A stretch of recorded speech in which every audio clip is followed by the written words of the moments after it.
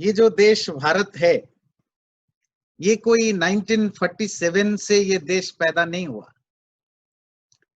ये देश लाखों साल पुराना है, हजारों हजारों सालों का इसका अपना इतिहास है। शायद दुनिया में ये आज के डेट में सबसे पुरानी सभ्यता, द ओल्डेस्ट सिविलाइजेशन है, जो अभी भी कंटिन्यूटी में है। तो हम एक ऐसे देश से बिलोंग करते हैं जो दुनिया का सबसे पुरानी सभ्यता, पुरानी संस्कृति का वहन करता है। 1947 के बाद हम जो हजारों सालों से जो हम कॉलोनाइज थे, उससे छुटकारा पाके हम अपनी पॉलिटिकल फ्रीडम लिया। तो हमेशा से इस देश का नाम भी भारत या इंडिया या आजकल हिंदुस्तान नहीं रहा। तो पहले हम देखेंगे कि इस भारत का नाम पहले क्या क्या था। जो आज जिन नामों की हम चर्चा करेंगे वो भारत के पॉलिटिकल मैप नहीं है। ये सारे नाम आज जिस रूप में भारत है उसको रिप्रेजेंट नहीं करते। ना हम इंडिया के मैप के बारे में बात कर रहे हैं। मैप तो एक बिल्कुल अलग चीज है। हर राजा अपने समय में अलग अलग तरह का मैप बनाया। किसने कितने ज्यादा एरिया पर राज किया, उसके हिसाब से भारत के मैप बनते गए।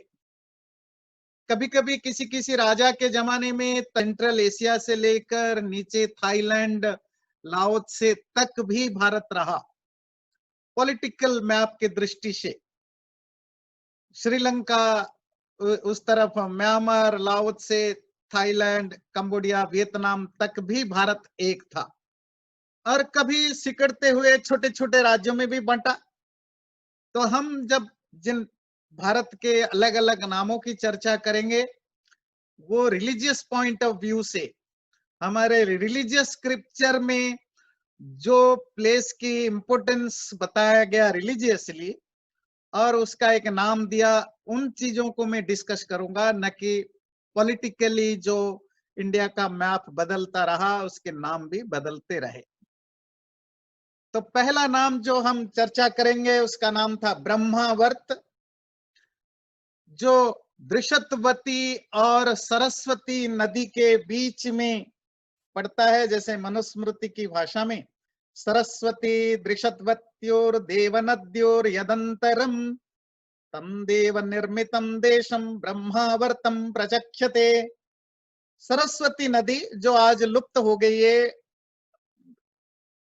बेसिकली ये आपके हरियाणा, पंजाब, राजस्थान से गुजरती थी, तो अब वो लुप्त हो गई है। दृशतवती, तो इन दोनों नदियों के किनारे बहुत छोटा सा हिस्सा होता था। इस देश को मानो ईश्वर ने बनाया हो। इस देश का नाम ब्रह्मावर्त था। इसका नाम ब्रह्मावर्त इसीलिए था कि ये यही एरिया है जहां ज्यादातर ऋषि मुनि तपस्या ज्ञान की खोज करते थे। आज भी अगर आप देखें हरियाणा, पंजाब, पाकिस्तान, अफगानिस्तान और उससे आगे सेंट्रल एशिया एरिया सब देखें, तो जितने भी वेदों में वर्णित जो शब्द हैं, जो वर्ड्स हैं वैदिक लैंग्वेज में, वो वर्ड्स भी आज भी आपको पंजाबी में, अफगानी जो लोकल अफगानी, पश्तून, जो कि वहाँ की जो भी आदिवासी भाषा है, आज वो अरबी और पारसी से ज्यादा इन्फ्लुएंस्ड हो गए इस्लाम के कारण। पर अगर आप रूरल एरिया में जाएं, अफगानिस्तान, तजाकिस्तान वगैरह से लेकर पंजाब, हरियाणा तक, तो जो भाषा बहुत ज्यादा इन्फ्लुएंस नहीं हुआ है अरबी, पारसी वगैरह से, उसमें आपको वैदिक शब्द का झलक मिलेगा। तो ये ब्रह्मावर्त उस वेद आदि शास्त्रों का देश था जहां ये सब चीजें, जहां ऋषि मुनि होते थे। उसी के बगल में ब्रह्मर्षि देश, ये ब्रह्मावर्त, ब्रह्मर्षि देश और मध्य देश, तीनों का एक ही साथ एग्जिस्टेंस था। Religiously these are three different areas, religiously, politically नहीं। इनका इंपोर्टेंस रिलीजियसली कम बहुत था, ब्रह्मावर्त सबसे ज्यादा इंपॉर्टेंस रखता था। उसके बाद आता है ब्रह्मर्षि देश। कुरुक्षेत्रम च मत्स्याश्च पंचालाशुरसेनकाः एष ब्रह्मर्षि देशो वै ब्रह्मावर्तादनंतरम। उस ब्रह्मावर्त से ठीक नीचे कुरुक्षेत्र देश, जो आज हरियाणा के पार्ट है, मत्स्य देश वो भी उसी के आसपास है, दिल्ली मेरठ के आसपास, पंचाल जो पंजाब के आसपास एरिया है, शूरसेनक जो मथुरा है। ये पिक्चर से आप देख सकते हैं, ये पंचाल है, ये कौशल, और ये मत्स्य देश, और ये कुरुदेश। तो ये सब नॉर्थ इंडिया के, नॉर्थ वेस्टर्न इंडिया के पार्ट हैं। इसको कहते हैं ब्रह्मर्षि देश।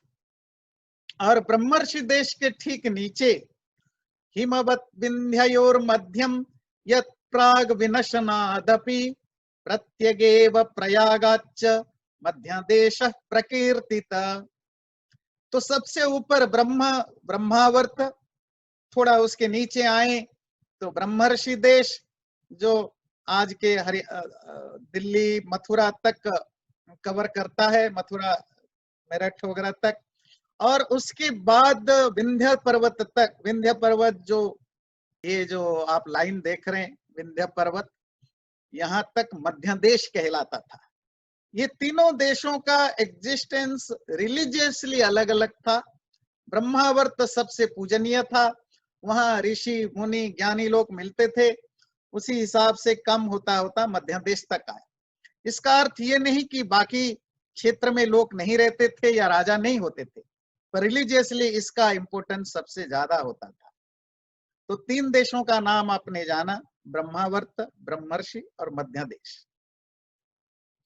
फिर भारत का एक नाम पड़ा, और उसका नाम है आर्यावर्त, अबोर्ड ऑफ आर्याज। आसमुद्रात् वै पूर्वा आसमुद्रात् च पश्चिमात् तयोरेवान्तरं गीर्यो रार्यावर्तं विदुर्बुधाः। तो पूर्व समुद्र बंगाल की खाड़ी से लेकर पश्चिम का समुद्र, जिसको आज अरब की खाड़ी कहते हैं, अरब की खाड़ी तक, ये ईस्ट टू वेस्ट, फिर नॉर्थ से साउथ, हिमालय से लेकर विंध्य पर्वत तक, कर्नाटक के बॉर्डर तक, इस क्षेत्र का नाम आर्यावर्त क्षेत्र था। ये भी रिलीजियस नाम है, पॉलिटिकल नहीं। पॉलिटिकली वो अलग अलग राज्यों में बंटा हुआ होगा, कौन सा राजा कितना बड़ा एरिया पर राज करता है, इट्स ए डिफरेंट थिंग।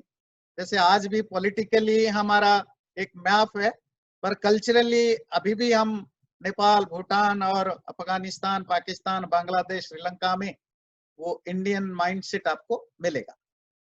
तो ये आर्यावर्त देश था जिसका बहुत सम्मान था। मनुस्मृति कहता है, एतद्देश प्रसूतस्य सकाशादग्रजन्मन स्वं स्वं चरित्रं शिक्षेरन् पृथिव्यां सर्वमानवा।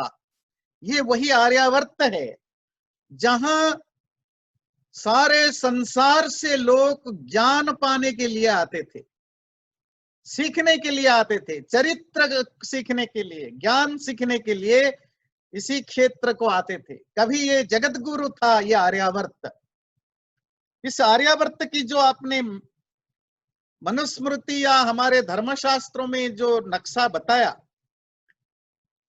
ईस्ट कोस्ट से लेकर वेस्ट कोस्ट और हिमालय से लेकर विंध्य तक, ये ज्ञान और धर्म के मामले में सबसे उत्कृष्ट स्थान था।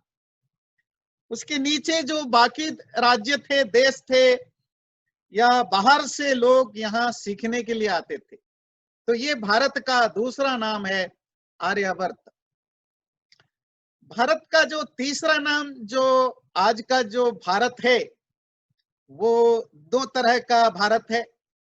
एक इंडिया जो अंग्रेजी पढ़े लिखे लोगों का देश है, और एक भारत जो अंग्रेजी ना जानने वाले, कम जानने वाले लोग जिसको भारत कहते हैं। पढ़े लिखे लोग इसको भारत कम कहते हैं।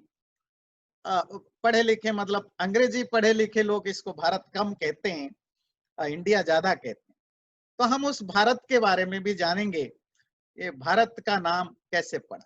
महाभारत का नाम भी महाभारत है, पहले इसका नाम जय था, ये जो महाभारत ग्रंथ है, बाद में भारत फिर महाभारत पड़ा। वो वही भारत और महाभारत जो देश का नाम भारत है।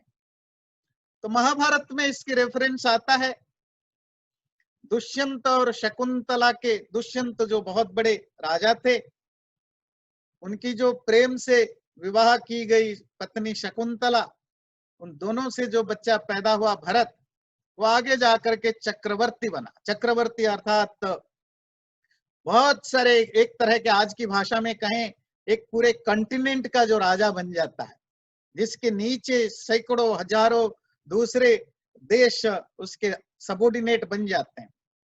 उस भरत के नाम से देश का नाम भारत पड़ा। और ये महाभारत भी उसी भरत वंश के संतान होने के, संतानों की स्टोरी होने के कारण इसका नाम भी भारत और महाभारत पड़ा। पर इस भारत के बारे में और भी कुछ नरेशंस हैं। भागवत पुराण और विष्णु पुराणों में ये आता है। ये विष्णु पुराण का रेफरेंस है। ऋषभो मरुदेव्याश्च ऋषभात् भरतो भवेत्, भरतात् भारतम वर्षम, भरतात् सुमति स्वभूत। ऋषभ जो मरुदेवी का पुत्र है, उनसे भरत पैदा हुआ, उस भरत से भारतवर्ष पड़ा। भरत एक बहुत बड़े चक्रवर्ती राजा थे। उसी विष्णु पुराण में आगे आता है कि ततश्च भारतम वर्ष एतत् लोकेषु गीयते, भरताय यतः पित्रा दत्तम प्रतिष्ठिता वनम। जब ऋषभ देव ने अपने बच्चे को, भरत को बहुत पावरफुल देखा, उसने उसको अपना राज्य देके वानप्रस्थ लेकर चले गए। और वो भरत आगे जाकर इतना बड़ा राजा बना, उसके नाम से वो भारत पड़ गया।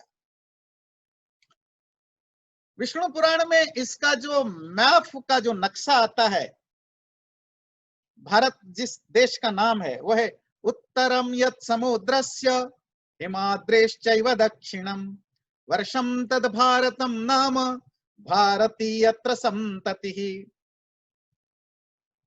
उत्तर में हिमालय पर्वत और दक्षिण में भारत महासागर, पूर्व में बंगाल की खाड़ी, पश्चिम में अरब की खाड़ी, ये तीनों तरफ से समुद्र, और ऊपर हिमालय। इसके बीच में जो देश है उसका नाम है भारत, और यहाँ रहने वाले लोगों का नाम है भारती। ये विष्णु पुराण के अलग अलग डेट्स मिलता है, कोई 4th to 5th सेंचुरी, कोई 4th to 5th BC ऐसा मानते हैं। पर भारत का एक बड़ा सुंदर अर्थ है, एक और नरेशन है भारत के बारे में, और वो है कि भारत देश का नाम भारत इसीलिए पड़ा क्योंकि भा, संस्कृत में भा शब्द का अर्थ होता है ब्रिलियंस, दीप्ति, प्रकाश। रत, एंगेज्ड, इन्वॉल्व। जिस देश के लोगों को प्रकाश में, ब्रिलियंस में, इंटेलेक्चुअल एक्टिविटीज में, ज्ञान में हमेशा अपने आप को एंगेज करते हैं, उस देश को भारत कहा जाता है। हमेशा से ये रहा है। ये भारत भूमि अलग अलग राजाओं से अलग अलग राज्य बन के रहा, पर कल्चरली ये जो इंडियन सब कंटिनेंट है, जब हम भारत कहते हैं वो आज की भारत की बात हम नहीं कह रहे, जिसको आज आप लोग साउथ एशिया कहते हैं, जो एक रॉन्ग वर्ड है। The actual word should be Indian सब कंटिनेंट और इंडियन पेनिसुला। ये जो इंडियन सब कंटिनेंट, जो अफगानिस्तान से लेकर के पाकिस्तान, उस तरफ बांग्लादेश, भूटान, नेपाल, म्यांमार, और नीचे साउथ में श्रीलंका तक, ये पूरा का पूरा एक देश का नाम है भारत, जिसको आज हम इंडियन सब कंटिनेंट आज तक कहते आ रहे थे। अभी ये नया ट्रेंड शुरू कराया गया वेस्टर्न स्कॉलर्स के द्वारा इंडिया शब्द को हटाने के लिए, अब वो उसको साउथ एशिया कहते हैं, और हमारे इंडियन लोग भी उसे ट्रैप्ड होते जाते हैं, इसको साउथ एशिया बोलने लगते हैं, क्योंकि इंडियन सब कॉन्टिनेंट कहने से कुछ लोगों को प्रॉब्लम होता है, पर उनको ये नहीं प्रॉब्लम होता है जब अमेरिका कॉन्टिनेंट बोलते हैं, नॉर्थ अमेरिका, साउथ कॉन्टिनेंट, उसमें मेक्सिको भी अमेरिका कॉन्टिनेंट में आता है, कनाडा भी आता है, उन लोगों को प्रॉब्लम नहीं होता है। पर इंडियन सब कॉन्टिनेंट बोलने से पढ़े लिखे इंडियनों को ही प्रॉब्लम होने लग जाता है, so they started to call it South Asia. So ये मेक श्योर करिए कि इसको साउथ एशिया के जगह इंडियन सब कॉन्टिनेंट बोले, जिसमें पाकिस्तान, बांग्लादेश, अफगानिस्तान, नेपाल, भूटान, म्यांमार वगैरह सब आ जाते हैं। हम ही लोग अपने आप को बहुत छोटा समझते हैं, या पता नहीं वो वेस्टर्न थ्योरी में ट्रैप्ड हो जाते हैं और उसी तरह का व्यवहार करते हैं। तो ये जो भारत है, ये हमेशा से ज्ञान में लगा रहने वाला देश रहा। सारे दुनिया का आज भी जो सबसे पुराना ग्रंथ है, जो बुक है, जो oldest book of this planet, Rigveda है। जब दुनिया में मोस्ट ऑफ कंट्रीज में, यूरोपियन कंट्रीज, अमेरिका जो आज बहुत पावरफुल हैं, तब वहां नेटिव लोग होते थे, उनको खाना बनाना भी नहीं आता था, कच्चा खाना खाते थे, शिकार करते थे।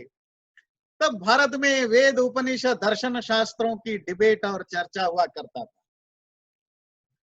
और ये यही देश है, मैं ये इसीलिए कह रहा हूं कि भारत शब्द को आप ठीक से समझें। और ये यही देश है जो पिछले 30-35 हजार साल से जो ज्ञान की चर्चा करता है, उसमें कभी भी साइंटिफिक जो डेवलपमेंट होता है, साइंस का जो डेवलपमेंट होता है, कभी उसके अगेंस्ट नहीं गया है। कोई भी नया साइंटिफिक आविष्कार हुआ, कभी कोई भारत में उसके खिलाफ कोई मूवमेंट नहीं चला, जैसा कि यूरोप में, वेस्टर्न वर्ल्ड में, अरब वर्ल्ड में हमेशा से चलता रहा है और आज भी चलता है।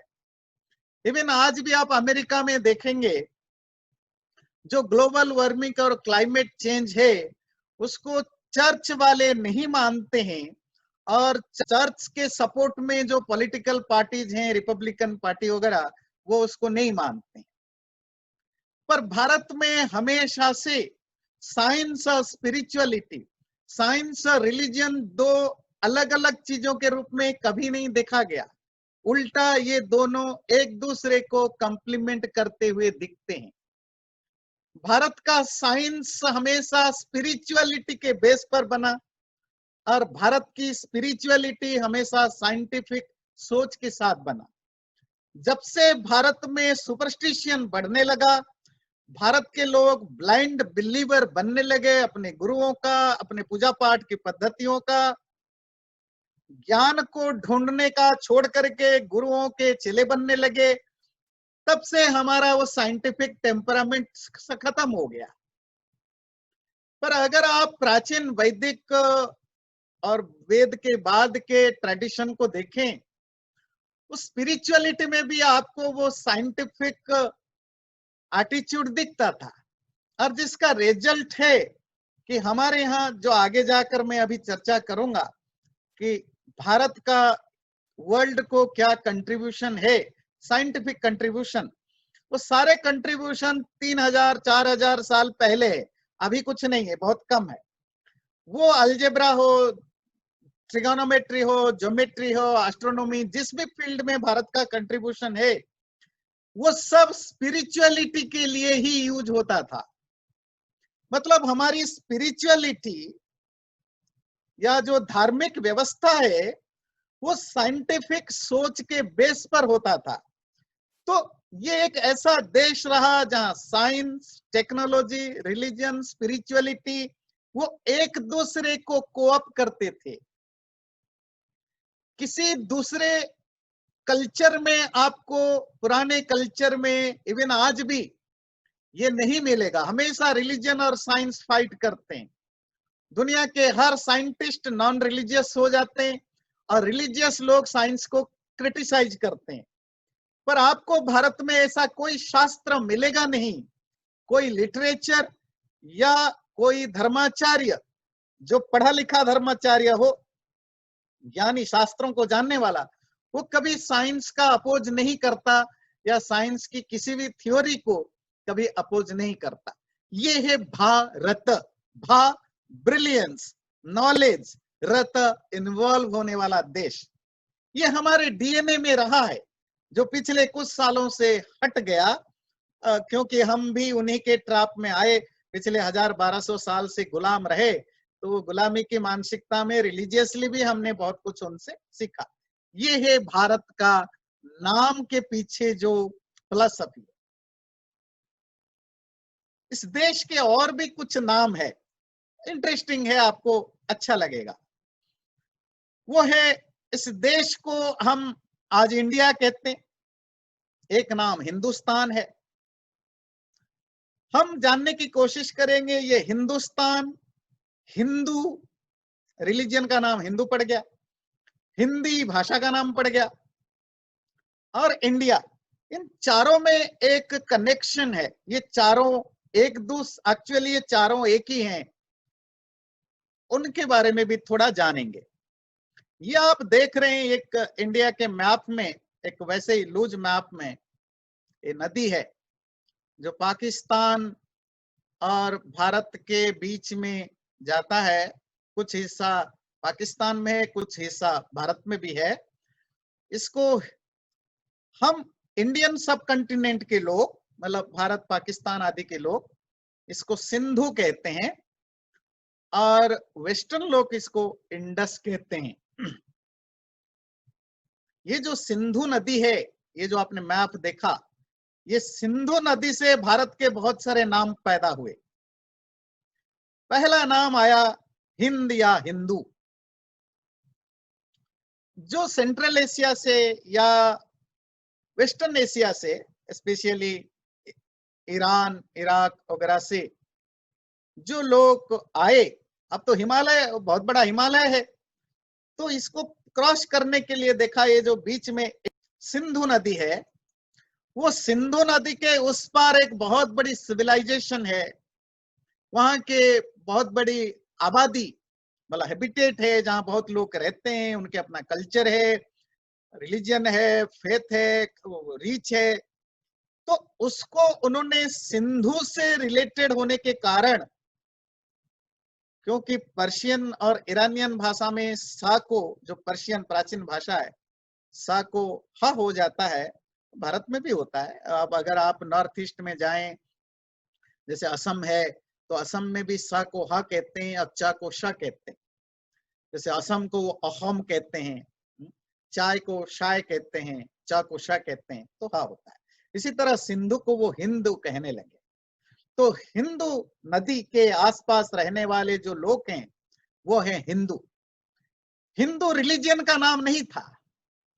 जो भी उस सिंधु नदी के पास रहने वाले लोग हैं, वो हिंदू, उनका कल्चर हिंदू, उनकी भाषा हिंदू, उनके रहन सहन हिंदू। और एक नाम उससे रिलेटेड मिलने लगा, हिंद। वो सिंध से, कुछ लोग सिंधु को सिंधु ना करके सिंध बोलते थे। सिंध देश आज भी है, जो पाकिस्तान का हिस्सा हो गया है, गुजरात के पास था, तो बहुत सारे लोग उसको हिंद कहते हैं। तो सिंधु नदी के उस पार जो भी है, इवन वो तमिलनाडु हो, केरला हो, बंगाल हो, या यूपी हो, या जम्मू कश्मीर हो, या हिमाचल हो, वो सब हिंद हैं, उनकी भाषा हिंदी है। हिंदी जब आप वो सुनते हैं, आज तो हमने एक लैंग्वेज को, जिस लैंग्वेज को आज आप हिंदी बोलते हैं, वो उसका नाम हिंदी सिर्फ 150-200 साल से पड़ा। उससे पहले इसका नाम हिंदी नहीं था, ये अलग अलग नामों से जाना जाता था। अवधी, खड़ी बोली, छत्तीसगढ़ी, अलग अलग नामों से जाना जाता था। उन सबका एक कॉम्बिनेशन करके उसका एक यूनिफॉर्म स्टैंडर्डाइज्ड स्क्रिप्ट बना के इसका नाम हिंदी रखा गया। जब नॉन इंडियन कोई आपको हिंदी बोले, हिंदी भाषा, लैंग्वेज, वो हिंदी हिंदी के लिए नहीं, वो हिंदी तमिल को भी हिंदी कहता है, बंगाली को भी, मराठी को भी, तेलुगु को भी, हरियाणी को भी, पंजाबी को भी, हिंदी को भी, वो सबको हिंदी कहता है। हिंदी मतलब हिंद सिंधु नदी के उस पार की जो भी भाषाएं वो सब हिंदी हैं। वहां के लोग हिंदू हैं, वह उस देश का नाम हिंद है। तो हिंद, हिंदी, हिंदू, ये एक ही नाम है जो सिंधु नदी के कारण नॉन इंडियन लोगों के द्वारा दिया गया नाम है। पहले हमने जाना हमारे द्वारा हमारे लिए जो नाम दिया गया था वो ब्रह्मावर्त, ब्रह्मर्षि देश, आर्यावर्त, भारत। तो बाकी जितने नाम हम अभी चर्चा करेंगे वो सब नॉन इंडियन द्वारा दिया गया। उसमें हिंद, हिंदी, हिंदू। हिंदू जब आपको सुनने को मिलता है अरबियन या पार्शियन लोगों के द्वारा या उससे ट्रांसलेटेड हुए लिटरेचर में, वो हिंदू धर्म की बात नहीं थी। इस धर्म का नाम हिंदू कभी नहीं रहा। ये तो सनातन धर्म, वैदिक धर्म के नाम से जाना जाता है। हिंदू धर्म भी ये बहुत रिसेंट नाम पड़ा। जबकि हिंदू शब्द पूरा का पूरा इंडियन को, जो भी इंडियन है वो हिंदू है। वो क्रिश्चियन हो, मुस्लिम हो, हिंदू हो, जैन हो, कुछ भी हो, वो हिंदू है। अरबियन लिटरेचर में इवन आज भी कोई भारत से कोई मुसलमान जाए अरब की कंट्री में, Saudi Arabia, Emirate, Kuwait, Iraq, Iran, तो वो उसको हिंदू बोलते हैं। हिंदू मतलब the person who belongs to Hind, India. उसका रिलीजन इस्लाम है, पर he is a Hindu. Culturally और ज्योग्राफिकली वो हिंदू है। ये हिंदू, हिंदी, हिंद शब्द की उत्पत्ति सेंट्रल और वेस्टर्न एशिया से ये शब्द हमें मिला। भारत का और एक नाम जो बहुत पॉपुलर है, खास करके अंग्रेजी पढ़े लिखे लोगों में सबसे पॉपुलर है, वो है इंडिया। इंडिया भी इसी हिंदू का ही स्टेप ब्रदर है। ये हिंदू और इंडिया एक ही चीज है। अरब के लोग, सेंट्रल एशिया के लोग सिंधु को सिंध के जगह हिंद बोलते थे, इसीलिए हिंद, हिंदी, हिंदू बना। वेस्टर्न लोग जब ग्रीक, रोमन, पुर्तगाली, सबसे पहले तो ग्रीक आए बीसी में। ग्रीक और रोमन जब आए यवन, वो पुर्तगीज वगैरह तो आपके 16-17 सेंचुरी में आए। जो ग्रीक की बात कर रहे हैं वो BC fifth BC, 500 BC, 600 BC, 400 BC में ग्रीक भारत आ चुके थे। इवन अलेक्जेंडर का भी आप वो सुनते हैं। तो वो इसको इंडस कहते थे। आज भी अंग्रेजी में इसको इंडस रिवर कहा जाता है। अंग्रेजी पढ़े लिखे इंडियन लोग भी, भारत लोग भी इसको इंडस ही कहते हैं। इस इंडस के पास रहने वाले लोग, इंडिया का देश का नाम है इंडिया, और यहाँ के रहने वाले लोग इंडियन, इसका कल्चर इंडियन, इसका रिलीजन इंडियन, इसकी लैंग्वेज इंडियन। इवन जो एंशिएंट ग्रीक लिटरेचर देखें, वो इंडियंस के लिए जो शब्द यूज करते थे वो था इंडोई, INDOI, इंडोई। वो इंडोई इस इंडस से। तो आपने जाना कि ये जो सिंधु नदी बह रही है, इसका आपके जो नॉन इंडियन नाम से कितना कनेक्शन है। तो आप इंडिया कहो, हिंद कहो, हिंदू कहो, हिंदुस्तान कहो, वो इसका मतलब है सिंधु नदी के पास रहने वाले लोग। वेस्टर्न लोगों ने इंडिया, इंडोई कहा, और जो एशियन लोग इसको हिंद, हिंदू, हिंदुस्तान कहे। तो ये सब भारत के नाम है। ये नॉन इंडियन के द्वारा दिया गया नाम, और पहले जाना इंडियन लोगों के द्वारा दिया गया नाम। और एक इंटरेस्टिंग नाम है भारत के, एक नहीं बहुत सारे नाम है।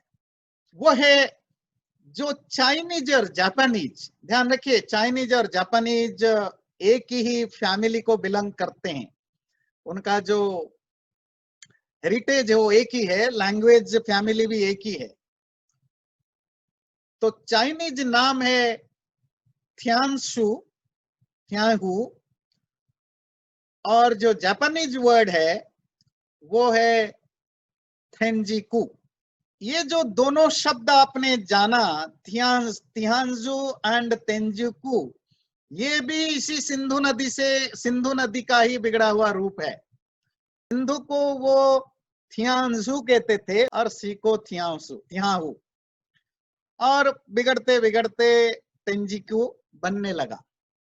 तो जापानीज और चाइनीज लैंग्वेज में भारत को थियांजू और तेंजिकू बोलते हैं।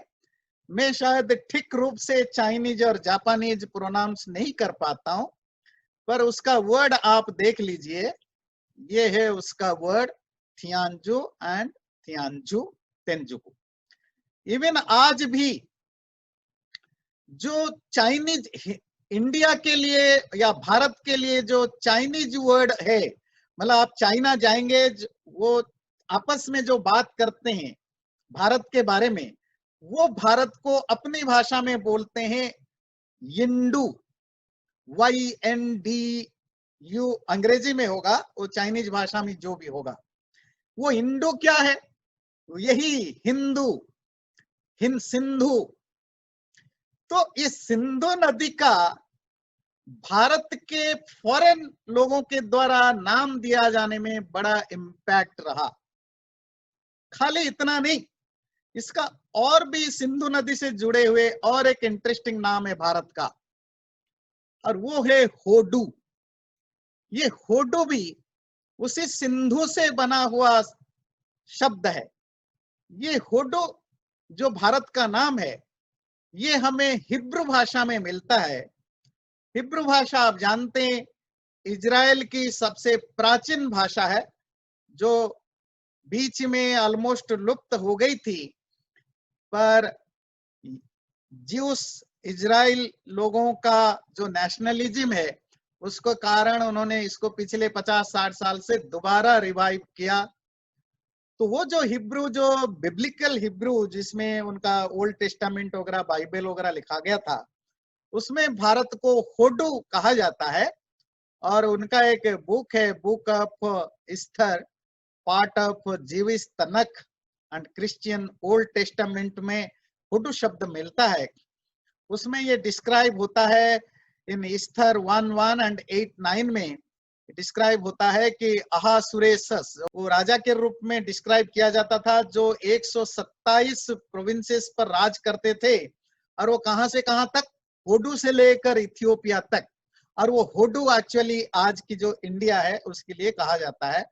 वो भी उसी सिंधु से निकला, और ओल्ड पर्शियन में जिसको हम हिंदू कहते हैं। तो भारत के कितने सारे नाम है। आप तो सिर्फ जानते हो भारत, इंडिया, हिंदुस्तान, और उसमें इंडिया और हिंदुस्तान एक ही चीज है। इंडिया, हिंदू, हिंदी, हिंदुस्तान, होडू, तियांजू, ये सब एक ही बात है। ये सब फॉरेनर के द्वारा दिया गया नाम। हमारे देशी लोगों के द्वारा, अपने लोगों के द्वारा अपने लिए जो नाम था, वो था ब्रह्मावर्त, आर्यावर्त और भारत। तो इन नामों को जानिए, आज के इस स्वतंत्र भारत पर अपने नामों को जानिए। अब हम आते हैं कुछ और, इस स्वतंत्रता दिवस पर भारत के कुछ और चीजों को जानने की कोशिश करेंगे।